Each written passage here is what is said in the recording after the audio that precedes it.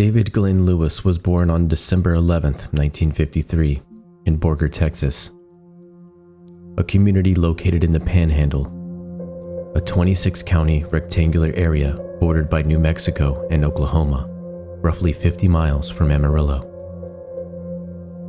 He was raised in a close-knit community where everyone knew each other. High school football was a cornerstone, and Southern hospitality was the norm. 40 years later, he would be the center of one of the strangest missing person cases in American history. David was a standout from his youth. He was a gifted athlete, notably playing quarterback for the Texas Tech Red Raiders. He was intelligent, ambitious, and possessed a natural charm. The type of individual who appeared set for a life of achievement. Following his graduation from Phillips High School, David went to Texas Tech University, where he finished his political science degree in 1975. He continued his education at the Texas Tech School of Law, earning his law degree in 1979, where he graduated with honors. In 1982, David married Karen, a teacher from the Amarillo area. 1 year later, their daughter Lauren was born. The family relocated to Dumas, Texas, a town roughly 45 miles north of Amarillo, where David would establish his legal practice. David did not merely work as a lawyer. He integrated himself into the local community. While maintaining a private law office, he also served as an assistant county attorney for Wheeler and Sherman counties. However, David aspired to do more than just manage contracts and courtroom arguments. He wanted to effect meaningful change. In 1986, he won the election for judge of the Moore County Court at Law, often handling cases involving at-risk youth. Colleagues and friends noted David's passion for this work, as he felt he could redirect children before they were too far gone. His goal was rehabilitation, rather than just punishment. David remained on the bench for 4 years. In 1990, he launched a campaign for the 69th District Court judgeship. Despite his hard work, he did not secure the seat, marking one of the rare setbacks in his otherwise prestigious career. Following this loss, David went back to private practice at a law firm in Amarillo. He also began instructing night classes in government at Amarillo College. He showed no outward signs of disappointment regarding the election, throwing himself back into his professional duties. David's life was not solely defined by his career. He remained deeply tied to his church and community.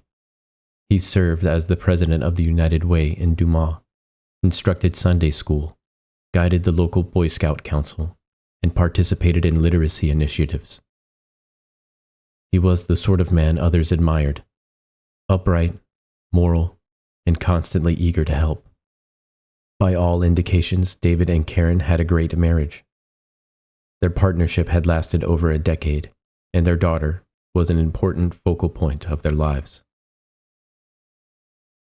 Those who knew David described him as a man completely committed to his wife and daughter, not the type to simply walk away from his family.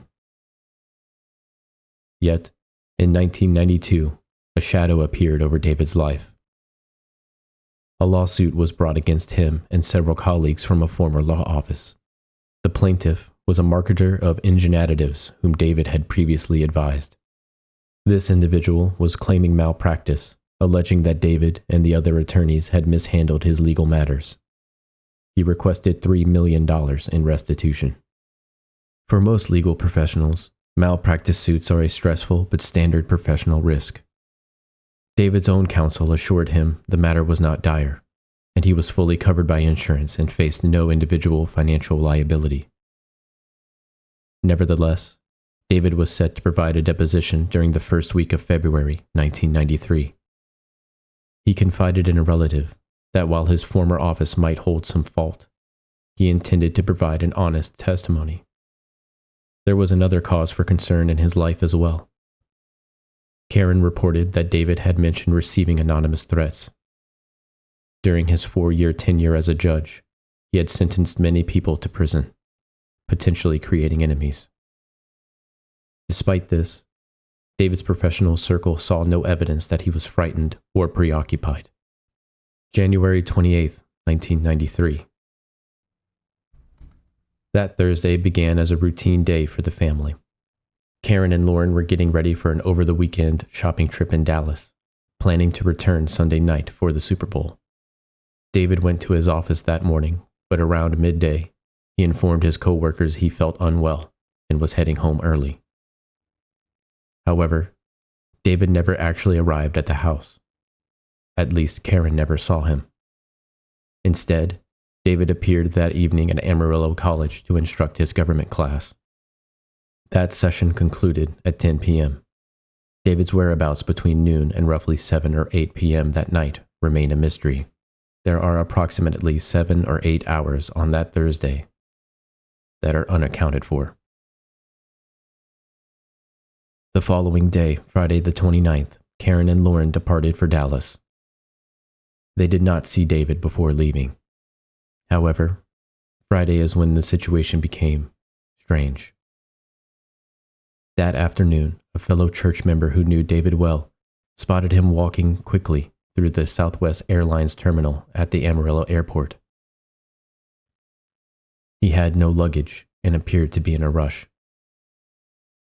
At 10:30 p.m. that same night, a patrolling officer in downtown Amarillo noticed a red Ford Explorer near the Potter County Courthouse. The vehicle was an exact match for David's. The oddity was that the courthouse was closed at that hour, and David's office was located several miles away. There was no clear reason for his car to be parked there. By Saturday the 30th, the vehicle was no longer at the courthouse. A neighbor in Dumas reported seeing the car back in David's driveway. On that same day, an anonymous source deposited $5,000 into David's bank account, a substantial amount for 1993.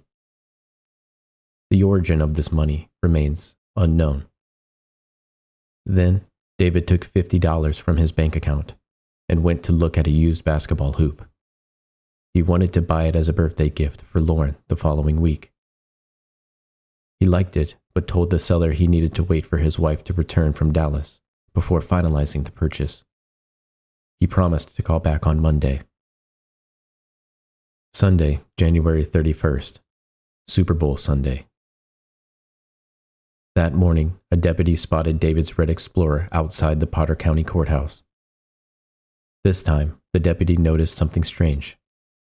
A man resembling David was across the street, seemingly taking photos of his own car.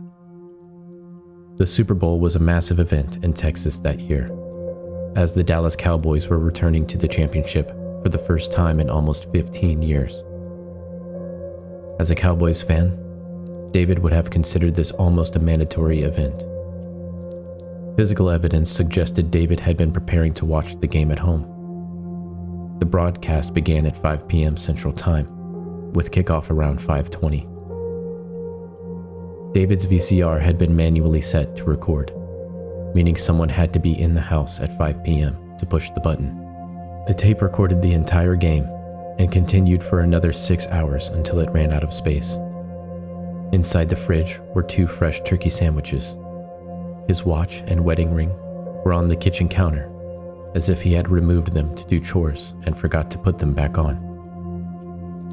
Every sign pointed to a man planning a quiet night at home, enjoying the football game.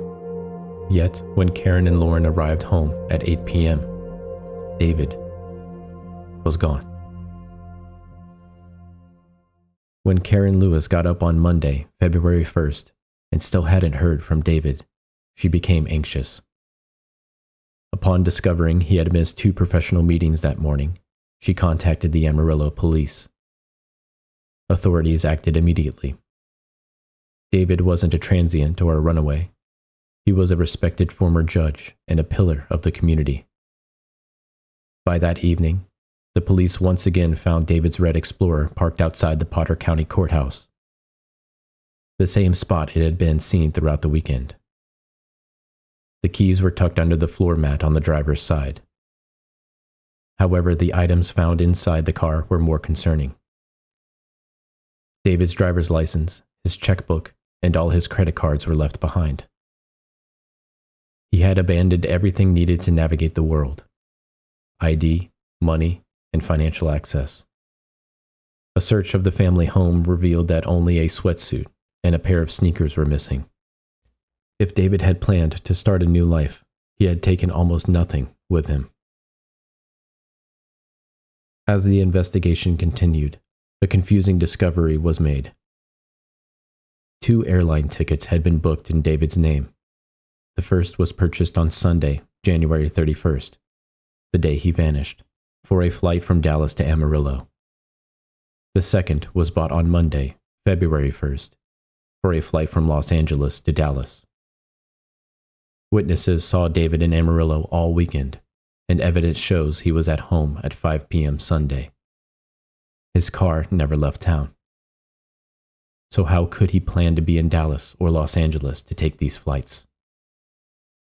Furthermore, both tickets were for return trips, not departures. On the morning of Monday, February 1st, a cab driver in Dallas picked up a man at a hotel and drove him to the airport. The driver later noted that the passenger seemed anxious. When they arrived, the man paid the fare using a large roll of $100 bills. The driver believed the man looked like David Lewis. If this truly was David, he somehow traveled the 360 miles from Amarillo to Dallas between Sunday evening and Monday morning. That is a 6-hour drive or a short flight. But David's car was still in Amarillo. Amarillo police investigated every aspect of David's life: his marriage, his finances, and his career, searching for a reason he might flee or a reason someone might harm him. The $3 million malpractice suit was a recurring issue. David's deposition was scheduled for that very week. His files on that specific case had disappeared along with him. Then there were the threats related to his time as a judge. Yet, no one in his professional circle recalled noticing any change in his behavior or signs of stress. Police eventually leaned toward a theory of voluntary departure. They cited his recent election loss and the slow business at his firm and the looming lawsuit. They wondered if David had simply snapped under the pressure and suffered a breakdown. However, David's family and friends strongly disagreed. He was excited about his daughter's upcoming birthday, and he was active in his community and church. They were convinced he was not a man who would ever desert his family. Leads began to flood in.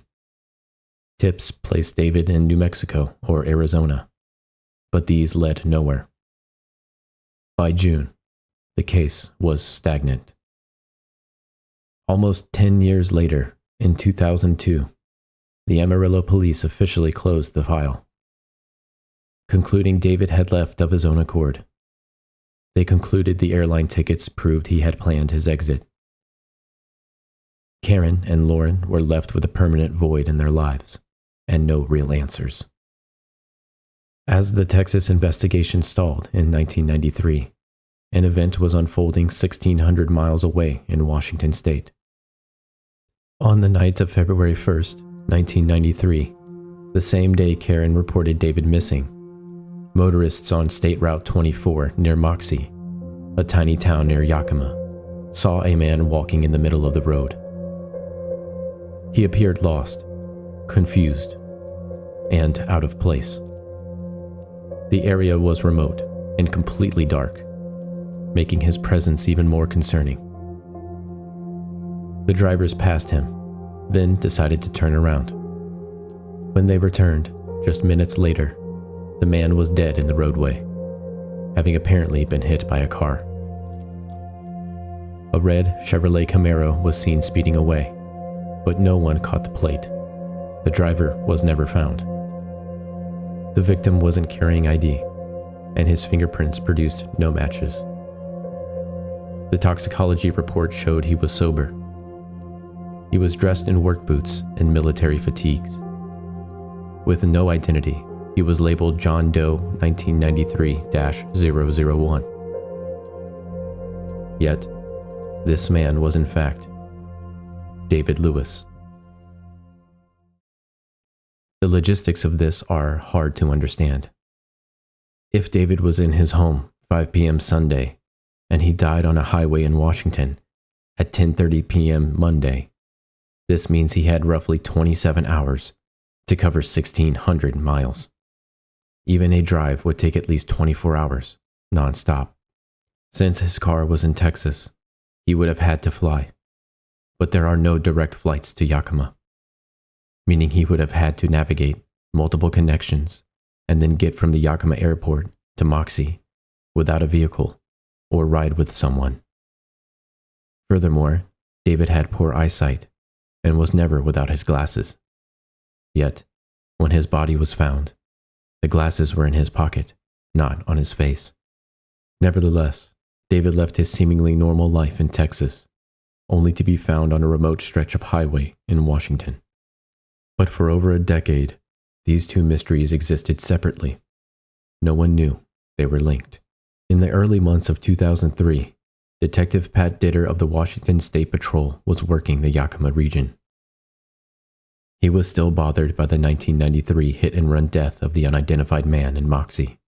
That February, Ditter read a series of articles in the Seattle Post-Intelligencer highlighting the failures in missing persons cases. The report showed that these cases were often ignored, and databases like the NCIC, the National Crime Information Center, were failing to connect missing people with unidentified bodies due to a lack of interagency cooperation. Ditter realized that if the system was failing in Seattle, it was likely failing in his jurisdiction too. He decided to use Google, which was relatively new in 2003, to search for missing persons matching the description of the Moxie John Doe, a white male, roughly 5'9", 170 pounds, in his late 30s or early 40s, with brown hair and blue eyes. While this seems basic today, it was revolutionary at the time, as most police relied solely on non-integrated databases. Within a week, Ditter had a list of a dozen potential names. One name was David Glenn Lewis from Amarillo, Texas. Ditter found David's profile on the Texas Department of Public Safety website. The man in the photos looked remarkably like the John Doe from Moxie. There was one major discrepancy. David Lewis was always pictured in thick, noticeable glasses, while the John Doe had none. The State Patrol had kept the victim's belongings in storage for 10 years. Ditter decided to re-examine the physical evidence from 1993. He looked through the inventory and found something crucial. A pair of glasses had been recovered from the victim's coat pocket at the scene. When Ditter compared these glasses to David's photos, they were identical. He now had a solid lead. Ditter sent a tissue sample to Texas for DNA analysis. The Amarillo police obtained a sample from David's mother. The samples went to the University of North Texas, a leader in forensic DNA analysis. The results arrived on October 9, 2004. The DNA was a 99.91% match. The mystery of the Moxie John Doe was solved. The DNA answered the who, but it left the how and why completely untouched. How did he get from Texas to Washington in such a short time? Why was he dressed in military camouflage? Why was he on that remote highway? What was David running from? David's body was returned to Texas and buried near his family. After 11 years, Karen and Lauren had some resolution, but true closure remained distant. The details of David's death only added more layers of confusion. Karen remained convinced that David was kidnapped. She believes someone related to the lawsuit, or perhaps old courtroom enemies, took him to Washington and drugged him with something that wouldn't appear on a standard drug screen. This could explain his disorientation on the highway. However, there is no physical evidence for this theory. Despite the positive identification, Washington authorities did not reopen the case. It remained a closed hit and run with an unknown driver. There was no trail left to follow after more than a decade. David was dead, and the driver who hit him was gone, vanished into the night, like David 10 years prior. The Amarillo police also kept the case closed. David was a dedicated family man and a servant to his community. Nothing in his demeanor suggested he would abandon his family. Everyone who knew David agreed he was a devoted father who was excited about his daughter's life. David Lewis deserves justice, and the truth remains out there. The only question is if it will ever be told.